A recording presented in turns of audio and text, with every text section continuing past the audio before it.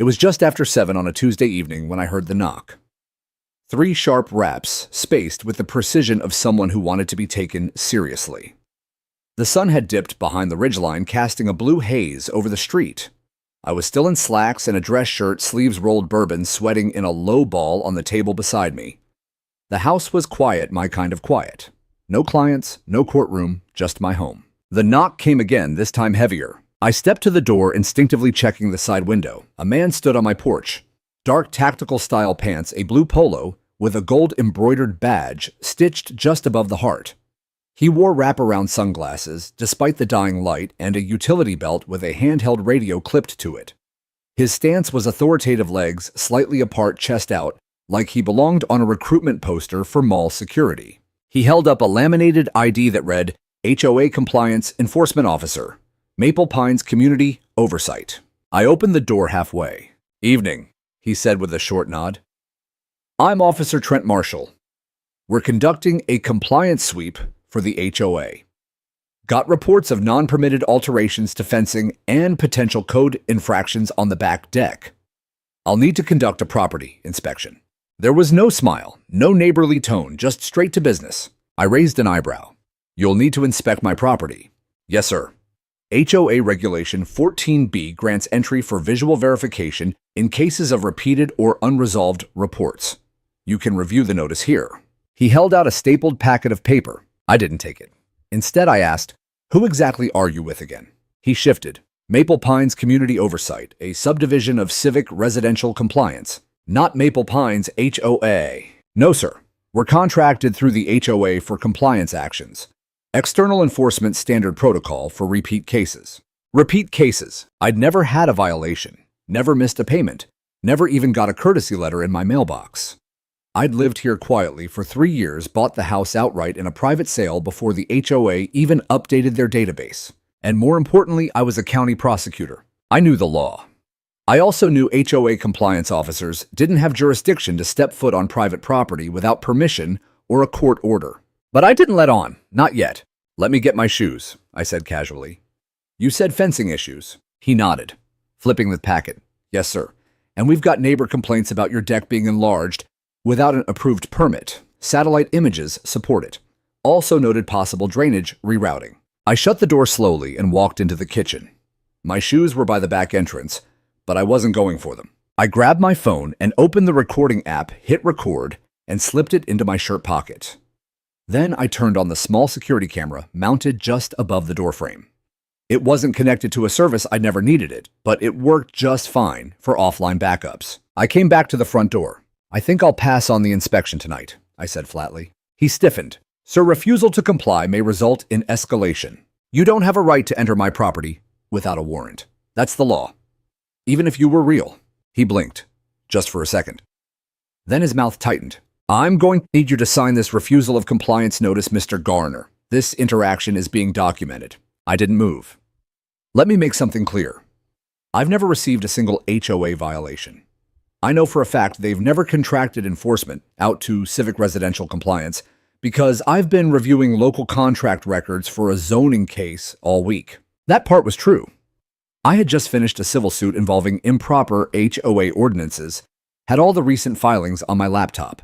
His expression shifted just a flicker of something unsure. "You're going to hear from our attorney, sir." "No," I said. "You're going to hear from mine." I shut the door. Behind it, I could hear the scrape of boots stepping back, the sharp crackle of a walkie-talkie. Then silence. I waited 5 minutes, then opened the security app and backed up the footage to my cloud storage. I reviewed the badge frame by frame and zoomed in on the tiny printed number beneath his name. It was fake.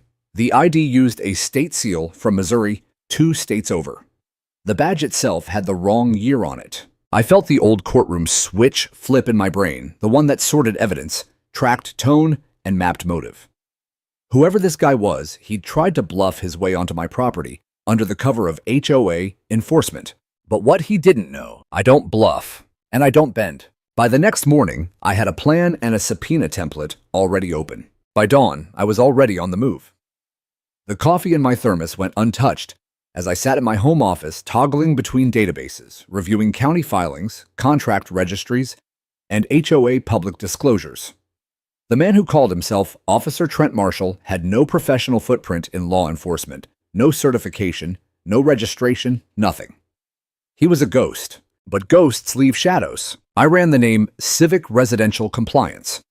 It sounded official enough to fool someone who wasn't trained to dig, but to me, it screamed facade. The first red flag, no legal business license in the state. The second, their listed website was hosted on a free platform with a contact form that led nowhere. I traced the domain registry. It had been created just 3 months earlier using a proxy server to hide the owner's identity. Amateur. I cross-referenced the address listed on their fake infraction packet. It belonged to a defunct printing shop in the industrial park, vacant for over a year. I felt something in my chest tighten, not with fear, but with resolve. This wasn't just a bluff. This was a manufactured intimidation operation. The implications were bigger than one rogue actor. Someone had the time, money, and motive to fabricate not just an identity, but a whole shell operation, just to coerce homeowners into letting them in. But why? I made my next move. Strategic. I drafted a formal inquiry and emailed it directly to Maple Pines HOA, CCing the community board president, the HOA attorney of record, and the management company. My language was deliberately measured but firm. As a resident and as an officer of the court, I'm requesting immediate clarification regarding any contract, memorandum of understanding, or third-party agreement with Civic Residential Compliance, as well as the authority of any individual operating under the name Trent Marshall to act on behalf of the HOA. If such documentation exists, I ask for it to be delivered to me within 48 hours. If it does not, I will proceed accordingly with a legal request for injunction and an investigation into impersonation, fraud, and trespass. Within 2 hours, I had a reply from the HOA's attorney, short, nervous, and exactly what I'd hoped for. We are not aware of any formal relationship with Civic Residential Compliance or any individual by that name. We take these allegations seriously and are looking into the matter. Translation: they were blindsided. That confirms something critical. If this wasn't sanctioned by the HOA leadership, then someone was going rogue under the name of authority. And if it was partially sanctioned, say by a single board member acting outside their bounds, then I was sitting on something explosive. That afternoon, I went door to door, not as a prosecutor, just as a neighbor. Most folks were polite, curious. A few were cautious. But the moment I mentioned the words fake compliance officer, the responses got sharper, more visceral. Mrs. Levine, a widow in her 70s, whispered that a man matching that description had come by her house 3 weeks earlier, threatening fines for a gutter that had been installed before she moved in. He said she'd need to sign a waiver to avoid escalation. She hadn't, thank God, but she'd felt frightened for days. Then there was the Chen family, new homeowners with 2 toddlers. They'd gotten a pink slip on their door with Civic Residential's letterhead, claiming their playhouse was a potential sightline obstruction. When they called the number, no one answered. 7 homes in total had been visited. All of them had some minor code infraction cited. All had been left with fraudulent documentation. I photographed the notices, logged the dates, scanned the QR codes, many of which redirected to blank forms or expired sites. It was a web of intimidation, designed to look real enough to pass first glance. But to someone who knew where to look, it unraveled fast. By nightfall, I had a digital file, 43 pages long, complete with transcripts, images, video, and legal commentary. But I needed one more piece. So I went back to my security footage. Frame by frame, I tracked the man's arrival. He came alone on foot. No HOA car, no branded vehicle. But as he turned to leave, I caught something golden in the top right corner of the image. A parked pickup truck partially obscured by my hedges. I enhanced the frame-adjusted contrast and zoomed in. The license plate was just visible. Bingo! I ran it through the DMV system with my county credentials. It was registered to a man named Trent D. Marshland. No law enforcement background, no contractor's license, but what caught my attention was his address. It was listed just outside the HOA's boundaries, in a cul-de-sac historically owned by the same developer who founded Maple Pines. Even more curious, his listed occupation was property management consultant. I kept digging. Turns out Trent had formed a small LLC 3 years prior, Enforce Right Solutions, a dormant corporation with no employees, dissolved after 1 year. but it matched the name on one of the digital forms I'd scanned from the Chen family's fake violation. Suddenly, a picture formed. Trent wasn't a random scammer. He was someone with connections, possibly a failed contractor or manager, now freelancing authority, where none existed. And maybe, just maybe, someone from inside the HOA had given him enough internal language to sound legitimate. I called Claire my friend confidant and one hell of a real estate attorney. She picked up on the second ring. I've got a guy impersonating HOA authority, handing out fake notices, possibly with someone on the board feeding him info, I said. I need your help. There was a pause. Then her voice sharpened, bring everything. We're going to file 2 cases, civil harassment and injunctive relief. And if the board's involved, we add conspiracy and fraud. The game was on. Claire met me the next morning at her downtown office, a clean glass front suite nestled between a yoga studio and a title company. She looked like she'd been up since dawn, already in litigation mode, with her hair pulled back and a yellow legal pad packed with notes. As I spread out the file's screenshots and evidence across her conference table, I could see the look in her eyes go from curious to furious. Let me get this straight, she said. You've got a man pretending to be an HOA compliance officer issuing fake violations, and he's not even a resident of the neighborhood. I nodded. And he's using HOA lingo and internal references that you'd only know if someone on the board fed them to you. We're not talking about a random grifter. This guy's operation is precise, and it's built on access. Claire flipped through one of the notices. This language, Section 14B. Property line reassessment permits. These don't even exist in your bylaws. That's what I thought. But they sound just real enough to scare someone who's never read them. She tapped her pen. So what's our first move? Public pressure, legal pressure, and a warning shot across the bow. I stood and paced the room.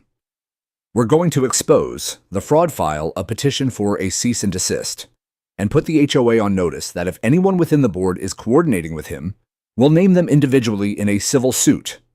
Then I'll bring the evidence to the DA's office for potential charges. Claire smiled. You always did know how to start a fire. By that afternoon, Claire had drafted the initial complaint, petition for injunction and emergency relief naming Civic Residential Compliance, and John Doe, aka Trent Marshall. Attached were sworn affidavits from 4 neighbors, screenshots of all fake violations, and the vehicle registration data from the security footage. But that was just the beginning. We also submitted a public disclosure request to the HOA board, demanding the minutes of their last 12 meetings, any and all third-party vendor contracts, and email correspondence between board members and any individual named Trent. We gave them 72 hours. What happened next changed everything. That evening, I got a call from an unknown number. I let it go to voicemail. The transcript read, "This is not your fight. Walk away. You're not a hero, you're just another homeowner. If you keep pushing this, you'll regret it." I saved the audio, ran a trace, spoofed untraceable, but not unexpected. I'd rattled the right cage. The next day, the HOA president, Marilyn Kessler, sent out an urgent community update email to all residents. It read like a nervous PR release. We've become aware of an individual falsely claiming to represent our HOA and conducting unauthorized inspections. We want to assure all homeowners that we are investigating the matter. Please direct any concerns to the board. What they didn't expect was my response. I walked straight into the next HOA board meeting. It was held in the community clubhouse, a brick-sided building that used to be a sales office back when the neighborhood was still under construction. Now, it doubled as a power hub for a small group of clipboard dictators who preferred quiet authority. The room was half full, mostly older residents, curious and concerned.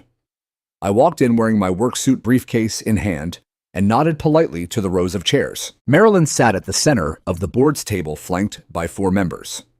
She gave a tight smile as I approached. "Mr. Garner, we weren't expecting you to speak tonight." I interrupted gently. "I won't take much time." I handed her a folder containing the legal petition, the cease and desist notice, and a cover letter addressed to all board members. This, I said loud enough for the entire room to hear, is a formal complaint regarding unlawful impersonation of HOA authority on Maple Pines properties. This man, I clicked a slide on my laptop, projecting Trent's face onto the wall, approached me and several neighbors under false pretenses. He has no authority, no contract, and no credentials. Murmurs filled the room. I continued. We've also filed a request for all communications and board activity that may connect any board member to this individual or his fake operation. If it turns out someone on this board authorized or even knew about his actions, they will be held accountable. Personally, Marilyn's face drained of color. One of the board members, a wiry man named Vince, spoke up. We never approved anything like this. This is the first I'm hearing of it. Someone in the crowd shouted, then how did he know about the complaint I filed about the broken fence last month? I turned to the audience. Exactly. These fake officers knew specific details that weren't public. And if they were leaked from this board, that's not just unethical, it's criminal. The room buzzed. I lowered my voice. You work for the homeowners, not above them. The meeting was officially adjourned in chaos. As people spilled out onto the sidewalk, I saw neighbors shaking hands, exchanging numbers, connecting. For the first time, they weren't just residents, they were allies. And behind the clubhouse, I spotted Claire speaking quietly with a woman I didn't recognize. She wore a name badge that had once said, Recording Secretary.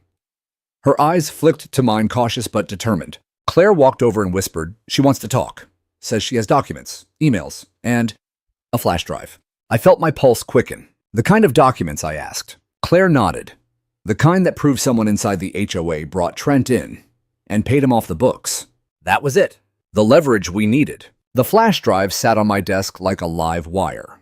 I hadn't even opened it yet, but my gut told me it would crack this entire thing wide open. Claire and I met again the next morning, this time in my home office. We sipped black coffee while I ran virus scans and opened the file tree. The folders were cleanly organized. Emails, invoices, meeting audio, photos. Whoever had compiled this wasn't just saving evidence, they were building a case. She said her name was Dana Whitmore. Claire reminded me, scrolling through her notes. Recording secretary for the HOA for the past 4 years. She's stepping down this month, but she said she couldn't live with what they were doing anymore. I opened the emails folder and clicked the first thread. It was from Marilyn Kessler to a private email labeled MP Residential Tasks at ProtonMail.com. The subject line read, Compliance strategy, do not share. The content chilled me. Still no official contract, which is good. We don't want paper trails. Just make sure Trent keeps the script tight. Focus on repeat violations, especially new homeowners and those who don't attend meetings. Push them into signing access waivers. Nobody reads them anyway. The timestamp was from 5 months ago. I looked at Claire. They orchestrated it every step. We kept reading. Dozens of threads showed a pattern. Marilyn and Vince, the wiry board member who had claimed ignorance, had looped in Trent as a sort of black ops enforcer, sending him after homeowners who had challenged fees, requested expense audits, or even voted against board proposals. The most damning email was titled, RE Fence Lady Won't Back Down. Marilyn had written, she's a problem. I don't care if she's got the deed. Make something up about setback lines or water drainage. Just scare her enough to stop sending letters. We'll reimburse T under the table. Attached was a scanned receipt for $800 paid to T. Marshland. Property services dated 2 weeks before my encounter. Claire leaned back. They paid him, off the books, for harassment. It's civil conspiracy, I muttered. And it might even cross into racketeering. They built a system to manipulate property values, intimidate homeowners, and silence dissent, all under the illusion of neighborhood order. Then I clicked into the meeting audio folder. Dana had recorded everything. Board meetings, phone calls, one-on-one conversations between Marilyn and Trent in the clubhouse after hours. We listened to one file, Marilyn's voice hushed but furious. He won't be a problem. If he wants to bring legal heat, let him. He's just a damn lawyer. He'll fold when he realizes we can bury him in complaints. If not, Trent will drop something on his deck overnight. Anonymous report. Done. Claire paused the audio. That's intimidation and tampering. I want that transcribed and logged. I nodded. We'll also file a restraining order. Now it's personal. But before we could do anything more, my phone buzzed. A call from the district attorney's office, my boss, Harold Bruckner. I picked up. Garner, he said, voice low and serious. I just got word that someone impersonating an HOA officer filed a report against you this morning, accused you of trespassing, harassment, and abuse of authority. I blinked. On my own property, apparently. And there's more. A packet with your name and photo was dropped anonymously at the courthouse, claiming misconduct. My chest tightened. It was retaliation. I explained the situation in broad terms, but Bruckner already knew the basics. "Garner," he said, after a long pause, "you're too close to this. I'm pulling you off active case duty until this is resolved. Take some personal leave. Do what you need to do. But make damn sure everything you touch is clean." "I understand." He hung up. Claire looked at me. "They tried to bury you with a fake misconduct claim." I nodded slowly, and it might have worked if I didn't have every receipt.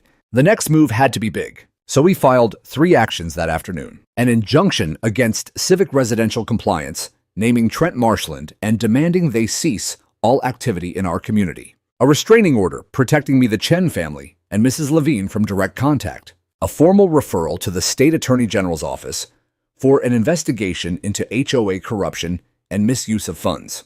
That evening, we called a town hall. We reserved the local elementary school cafeteria and sent digital invitations to every homeowner in Maple Pines. The response was overwhelming. More than 80 families showed up. Parents brought kids, retirees came in walkers, and a few folks even wore t-shirts that said, "HOA, you'll hush our anger." I stood at the podium and laid it all out. The emails, the fake officer, the audio, the coordinated fraud. Claire read from the transcripts. Dana was there to confirm every word. And I finished by showing a 60-second clip of Trent trying to bully me on camera. The silence was electric. Then someone stood up and clapped. Another joined in. Soon the entire room was on its feet, a chorus of applause. Not for me, but for truth finally spoken. Marilyn and Vince didn't show, but the next day they would have no choice. By sunrise the next morning, our neighborhood wasn't the same. The story from last night's town hall had already spread beyond Maple Pines. Someone had posted the video of my speech, along with Trent's recorded confrontation, onto a local community forum. By 9 a.m., it had over 12,000 views. By noon, it was on Reddit. By dinner, it was on the front page of the regional newspaper's online edition. Fake HOA officer threatens homeowner, turns out he's a prosecutor. Suddenly, I wasn't just a neighbor fighting back. I was a symbol. But I never wanted the spotlight, I wanted the truth. And more importantly, I wanted to make sure no one else was being hurt by the same scheme. So Claire and I opened a secure email for residents in HOA-managed neighborhoods across the county. We called it HOA Watch Report at protonmail.com. Simple, anonymous, safe. Within 48 hours, we had dozens of emails. A woman named Sandra Perez from a neighborhood just 2 miles away said a compliance officer had threatened to report her for housing her elderly father in a garage unit. Another man, Ben Wu, had paid $400 in fines for a non-regulation fence after being visited by someone named Trent. Same fake badge, same threats, same scam. But Ben's case had a twist. He paid the fine via check, and we had a copy. It was made out to CR Services, the same shell company Claire had already flagged, as tied to Trent's defunct LLC Enforce Right Solutions. That gave us financial proof. Now we could tie Trent to monetary fraud across multiple communities, not just ours. And it got even deeper. A retired couple from Willow Glen HOA, about 15 minutes north, reached out next. They said their garden renovation was halted by a civic compliance officer claiming it violated neighborhood water aesthetic restrictions. Claire laughed when she read that email. That's not even a real regulation. He just strung fancy words together. But here's what made this one different. They had security footage. We watched it in slow motion. There he was, Trent in the same cheap khakis, clipboard in hand, issuing warnings and waving a laminated badge. But this time, the badge slipped. For 2 frames, we could see the plastic a recycled ID card with a sticker over the name. We froze the image, zoomed in, brightened. The sticker was peeling. Underneath it, faint but legible, was the faded text, Access Control Visitor Pass, Pine Ridge Mall. Claire nearly fell out of her chair. He made his own badge from a mall security visitor card. I stared at the screen. Now we have impersonation mail fraud, extortion unauthorized surveillance, and cross-jurisdictional fraud. We compiled the reports from all victims, mapped them, and noticed a pattern. Every single target was either elderly, non-native English speakers, single parents, or families who had filed formal complaints against their HOAs. They'd been cherry-picked for vulnerability. And Trent, he was the hammer. Marilyn and Vince were the ones wielding him. But the hammer had cracks now. One of the most gut-wrenching emails we received came from a woman named Rhonda Collins. Her voice trembled even in her typing. He came while my son was at home alone. He said he was there for a safety inspection. My son's 14. He let him in. Trent walked through my backyard, took pictures, and told my boy he better tell his mom to fix the gutter or we'll be back. I had no idea until 2 days later. Claire read the message twice. He entered the property, while a minor was home alone. Yes, I said quietly, and he threatened a child. We escalated immediately. Filed a criminal complaint with the local sheriff. Attached Rhonda's affidavit. Included the video clips and emails from our database. Within 72 hours, a warrant for Trent Marshland's arrest was issued on charges of criminal impersonation, unlawful entry, child endangerment, fraudulent solicitation, harassment. It wasn't just a community issue anymore. It was a criminal case, and it set off a domino effect. News crews showed up at Maple Pines. I didn't speak on camera, but Claire did. She was careful, precise with her words. "We're not fighting against HOAs," she said. "We're fighting against corruption within them, against abuse disguised as compliance." That line went viral. The day after the arrest warrant was issued, Trent fled the county. But he couldn't hide. He was picked up at his gas station in Arizona 4 days later, trying to drive west in a rental van filled with boxes labeled office records. Inside, dozens of fake notices, blank forms, 6 fake badges, 3 burner phones, and a folder marked MPHOA Quiet Contacts. Inside that folder, printouts of emails from Marilyn and Vince. The case was airtight. But just when we thought we had them cornered, something happened that shook me more than anything so far. My front window shattered at 2:14 a.m. A rock had been hurled through the glass. Taped to it was a note. "Next time, it won't be just glass." Police came, filed a report.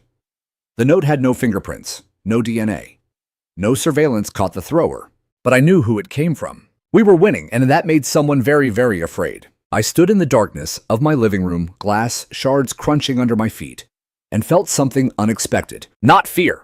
Purpose. I wasn't backing down. The morning after the window was smashed, I boarded it up myself. No contractors. No calls to insurance. Just me, a few planks from the garage, and a drill. It wasn't about saving money. It was about reclaiming a sense of control. I wouldn't let them think they'd scared me. And as I drove the last screw into the frame, I made a silent vow. I wasn't just going to stop them. I was going to make sure they could never do it again. By now, Claire and I had compiled over 40 individual accounts from across the region, each one with details tying the harassment directly to either Trent or someone inside the Maple Pines HOA board. It was bigger than we'd ever anticipated. We weren't dealing with isolated missteps or one bad apple. We were looking at a system of intimidation, exploitation, and silencing. We scheduled a meeting with the State Attorney General's Special Investigations Unit. It was held in a secured building downtown. Neutral walls, no logos. Just 2 agents, Agent Dana Kim and Agent Mark Holloway, listening intently as Claire and I laid everything out over 2 hours. Emails, video, affidavits, the fake notices, Trent's forged badges, the retaliatory vandalism. When I showed them the redacted contract linking Trent's shell company to the HOA's non-disclosed maintenance services, Agent Kim raised an eyebrow. "Do you know what this looks like?" I nodded. RICO, Racketeer Influenced and Corrupt Organizations Act. A statute originally designed to prosecute organized crime. Agent Holloway scribbled furiously in his notebook. "You've got conspiracy to commit fraud, wire fraud, mail fraud, possibly money laundering through the shell accounts. The quiet contacts folder from the van that seals it." They told us the next steps: sealed subpoenas, a financial audit, a full freeze on HOA discretionary accounts pending the outcome of the investigation. Then Agent Kim turned to me. "We appreciate your cooperation, Mr. Garner, but we also need you to be careful. When systems like this start to unravel, they don't go quietly." She was right, because just 48 hours later, Marilyn and Vince tried to go down swinging. They held a closed emergency meeting of the board and issued a memo to all Maple Pines residents stating that I, Aaron Garner, was a disgruntled homeowner engaging in smear tactics and that my false accusations were under criminal review. It was a last-ditch smear campaign, but they underestimated one thing: the people they'd abused. That same night, my neighbors responded with a petition of no confidence, gathering over 120 signatures within 36 hours. They demanded a full board recall and called for an emergency election. Claire drafted the legal cover for the petition, ensuring it met all state HOA governance laws. And when Marilyn tried to throw the signatures out on a technicality, the county clerk stepped in, confirming the recall was valid. The date was set November 14th, a vote that would decide the future of Maple Pines. In the meantime, I received a call from Rhonda, the mother whose child had been threatened by Trent. "They're watching us again," she whispered. Her Ring camera had caught a black SUV parked near her driveway for over an hour. Claire and I didn't waste a moment. We hired a licensed investigator, someone she trusted to patrol our streets in an unmarked sedan and report suspicious activity. We called in every favor we had filed, every protective motion we could, because now we were dealing with something bigger than HOA misconduct. We were exposing a network of control, and someone out there was desperate to keep it alive. 2 weeks before the recall vote, we received the final piece of the puzzle. It was an anonymous drop, no return address. Just a manila envelope slid under Claire's office door. Inside were scanned bank statements. It showed that the HOA's beautification fund, a discretionary budget for flower signage, and community events had been drained over the past 8 months. Nearly $48,000 had been withdrawn in small checks and ACH payments. Half of them were made out to names linked to Trent's previous business aliases. The rest went to a consulting firm in Orlando, which didn't exist beyond a single P.O. box. We traced that P.O. box. It belonged to Marilyn's cousin, who had filed it under the name Community Care Advisors 6 months prior. Fraud, laundering, kickbacks. Claire looked up from the documents, her face pale but resolute. "We're not dealing with an HOA anymore," she said.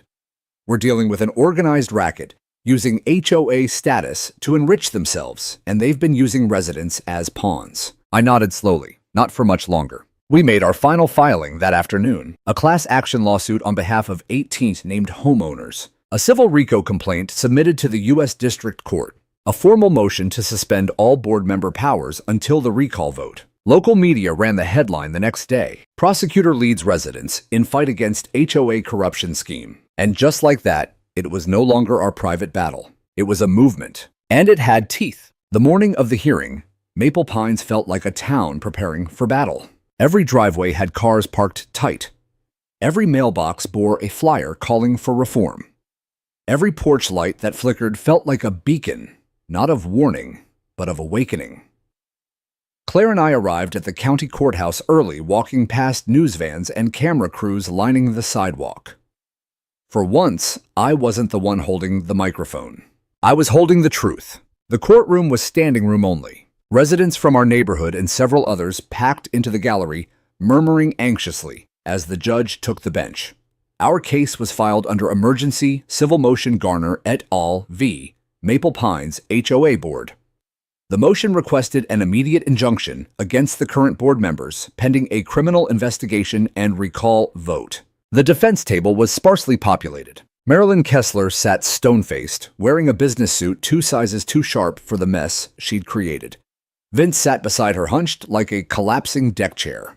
No lawyer accompanied them, only a clipboard-holding representative from their property management firm who looked like he'd rather be anywhere else. Judge Marlowe, a tall woman with silver hair and a reputation for no-nonsense decisions, adjusted her glasses and addressed the room.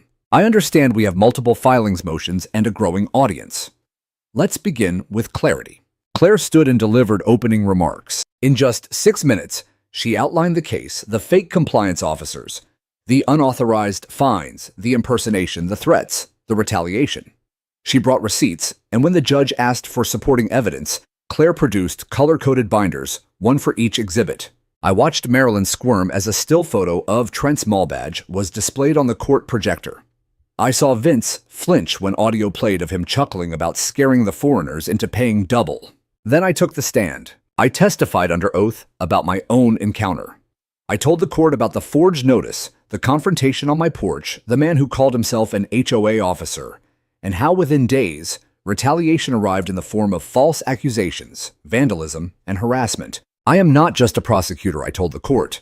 I'm a homeowner, a neighbor. And what happened here isn't just a violation of policy, it's a violation of trust. The judge asked a few pointed questions. Claire answered every one, citing statute after statute, quietly, firmly, unshakably. When it was the defense's turn, Marilyn stood. No lawyer, no prepared remarks, just her. "This is all a misunderstanding," she said. "The compliance officer was a contractor. We believed he was certified. These people, she gestured toward the gallery, are upset about things that don't concern them. Gasps erupted from the back rows. Marilyn quickly added that are being taken out of context. Judge Marlowe raised a hand. Ms. Kessler, are you aware that your contractor has been arrested for impersonating an officer criminal, trespassing, and harassment? Marilyn paused. Her lips trembled. I hadn't seen the paperwork. Claire stood. Your Honor, we request a temporary restraining order against all current board members from engaging in any HOA operations, communications, or financial decisions, effective immediately. Judge Marlowe nodded. Granted. The room exhaled. And just like that, the reign of Marilyn Kessler and Vince Halperin was over. But we weren't done. 2 days later, the recall vote was held. Lines wrapped around the community clubhouse as residents filed in to cast their ballots.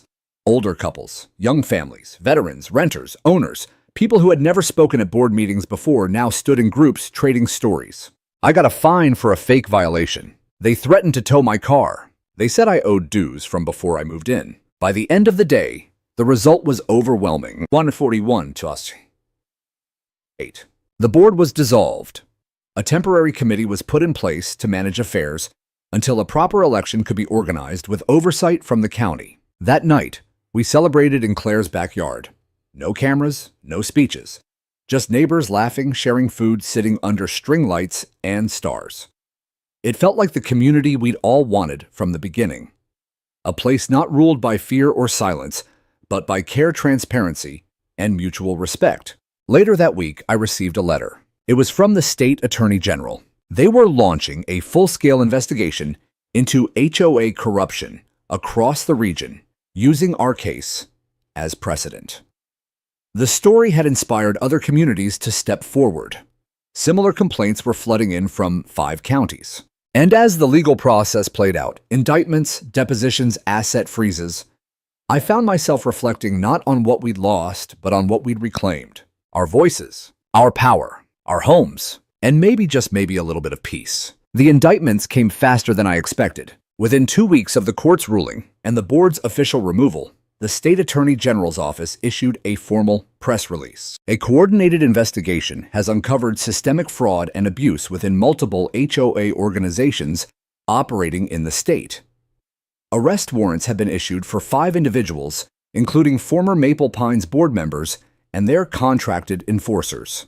The names were public now: Marilyn Kessler, Vince Halperin, Trent Marshland, and 2 others individuals Claire and I had suspected but lacked proof against Allison Spear, the HOA's longtime treasurer, and Gordon Fellows, a local real estate broker who had quietly profited from forced foreclosures. The charges ranged from racketeering and fraud to conspiracy, elder intimidation, wire fraud, and impersonation of a public official. Marilyn was arrested in her driveway. A neighbor filmed it and posted it online, Marilyn in heels and pearls screaming into her phone, while 2 plainclothes officers calmly placed her in cuffs.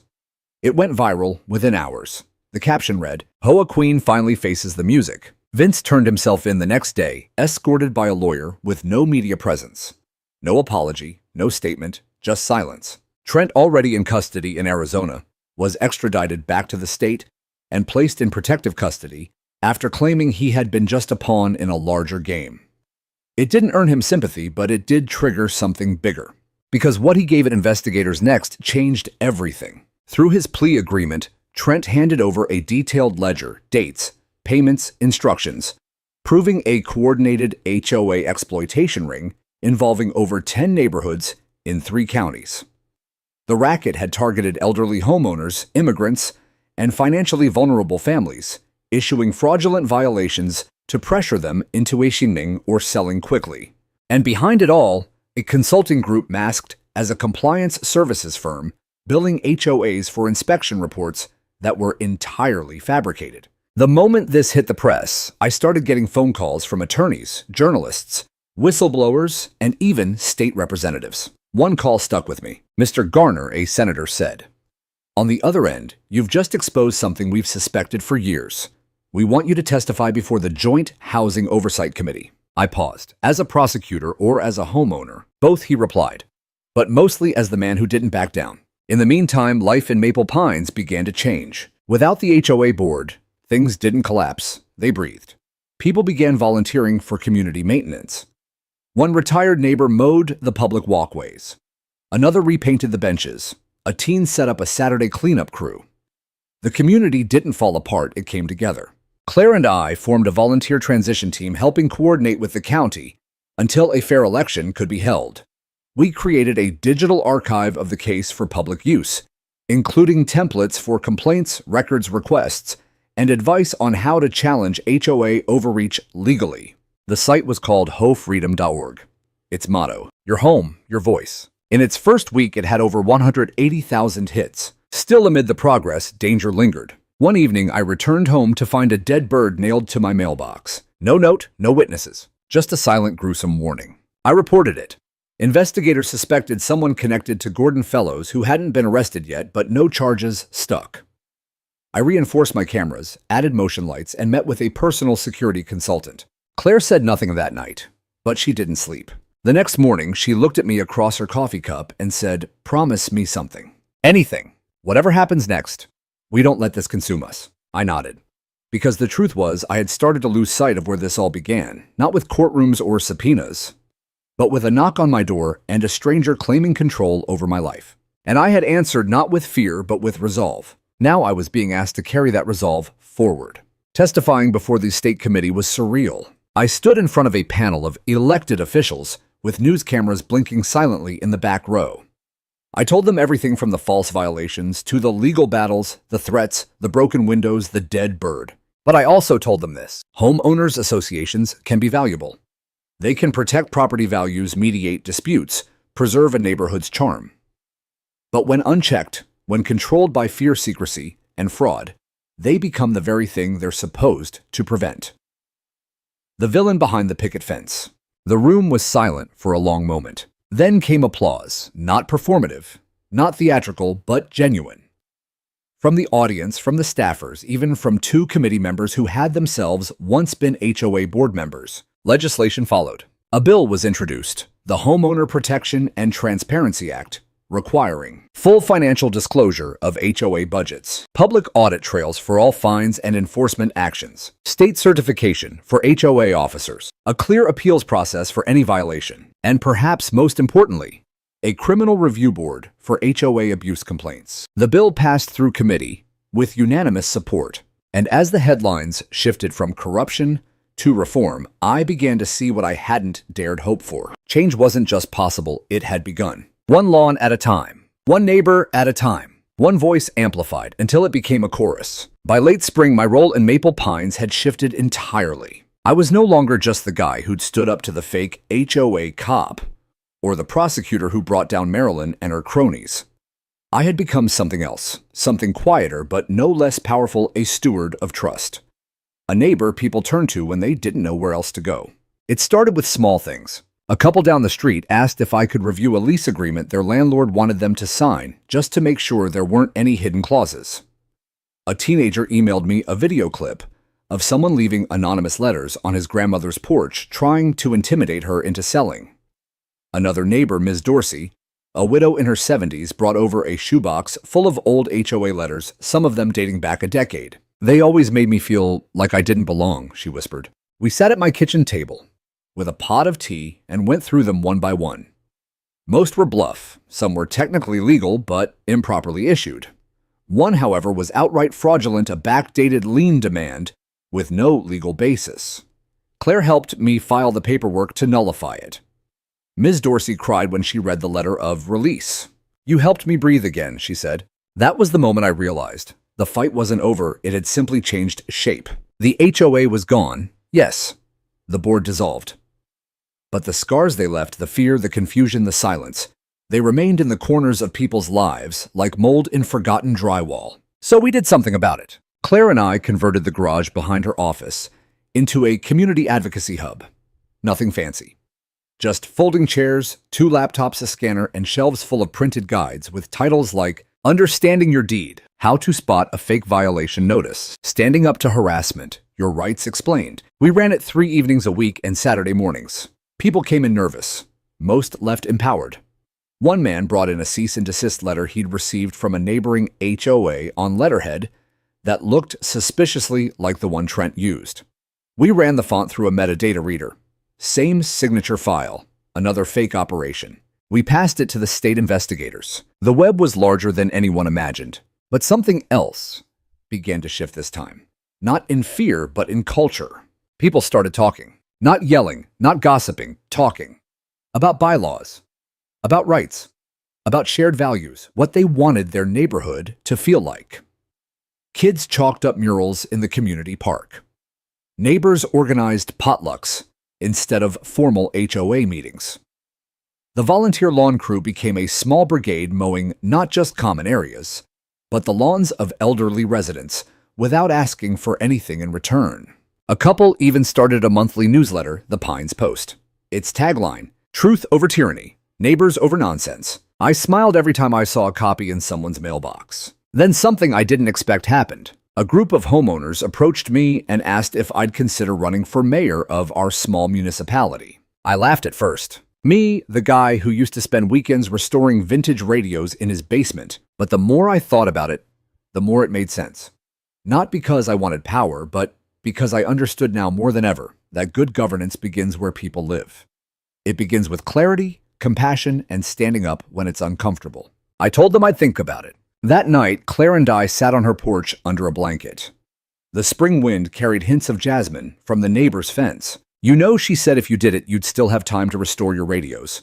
You just might get fewer Saturdays." I looked at her. "I don't want to become something I hate." "You won't," she said simply. "You never did." For a while, we didn't speak. Just listened to the creak of branches and the hush of the wind that used to feel like surveillance and now sounded like a lullaby. That same week, the trial against Marilyn and the others began. It wasn't a circus. It was clinical precise, built from evidence Claire and I had gathered with care.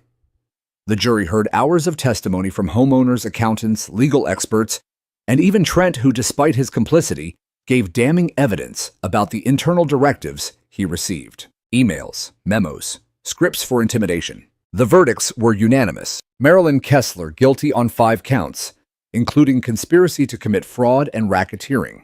Vince Halperin guilty on 3 counts of fraud and elder intimidation. Allison Spear and Gordon Fellows guilty on wire fraud and aiding in false liens. Trent Marshland sentenced under a reduced plea deal, 3 years with mandatory testimony in all future HOA-related cases. Restitution funds were established.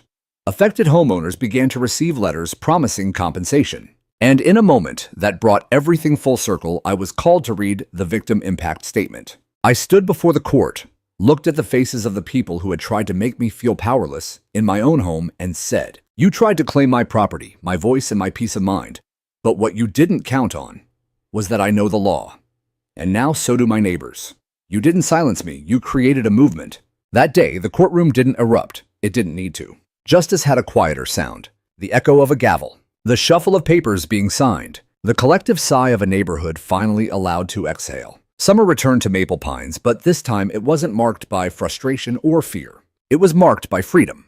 No more surprise notices taped to doors. No anonymous threats tucked under windshield wipers. No more fake officers with clipboards and smug grins. In their place, laughter, shared meals. Families walking without looking over their shoulders. Claire and I organized a community celebration, not a victory rally, not a press event. Just a potluck under the old maple tree at the park. The same park that just a year ago had hosted HOA meetings no one dared challenge.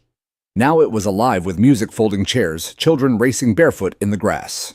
I stood off to the side, plate in hand, watching as Ms. Dorsey danced with a cane and a smile. The teenager who once emailed me about porch harassment now handed out lemonade. And someone had brought a cake, 3 tiers frosted with green vines and bold blue letters. "We own our homes. We own our voice." It wasn't just symbolic. The legislation we helped inspire, the Homeowner Protection and Transparency Act, was now law in 2 states and under review in 7 more. Cities across the country requested our documentation to investigate their own HOAs. HOAfreedom.org had grown into a national nonprofit with legal clinics and outreach events held monthly. I traveled more, now testifying, consulting, supporting, but I always came home. To Maple Pines, to Claire, to the porch where it all began. One afternoon, as I was replacing the cedar slats on my front steps, a car pulled up.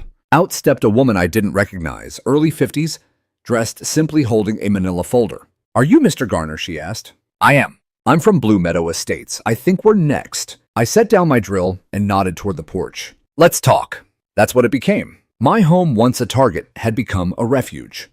A place where stories were told, patterns were exposed, and futures were rebuilt. People came from all over to share what had been done to them, and together we found paths toward healing justice, and sometimes even reconciliation. Not every story ended with a courtroom. Some ended with apology letters, with community reforms, with rogue board members stepping down peacefully. Not every HOA was corrupt, but many had become lost in power, and now those tides were changing. And in all of this, I changed too. I didn't run for mayor. Instead, I accepted a quieter role, community legal liaison, appointed by the county to review housing disputes, educate neighborhoods, and ensure that the abuses we endured would never repeat. I visited schools to talk about civic responsibility. I helped draft new bylaw templates rooted in fairness and transparency. At home, Claire and I tended the garden she'd once neglected for HOA paperwork. Tomatoes thrived. So did sunflowers. So did we. I think often of the first time I heard that knock, of the man with the fake badge, of the silence that followed, of the rage I swallowed. And then I think of the courtrooms, the neighbors, the movement. What started with a single lie birthed an undeniable truth. When you stand your ground with knowledge, with courage, with purpose, tyranny has no soil to grow in. Not on my lawn, not on anyone's. Our homes are more than property lines. They're the front lines of our dignity, our safety, our peace. I kept the original violation letter, the one Trent left that night, framed it. Not to honor it, but to remember. To remind myself that real change doesn't always come with fanfare or applause. Sometimes it begins with one door that refuses to open, and one homeowner who refuses to be afraid.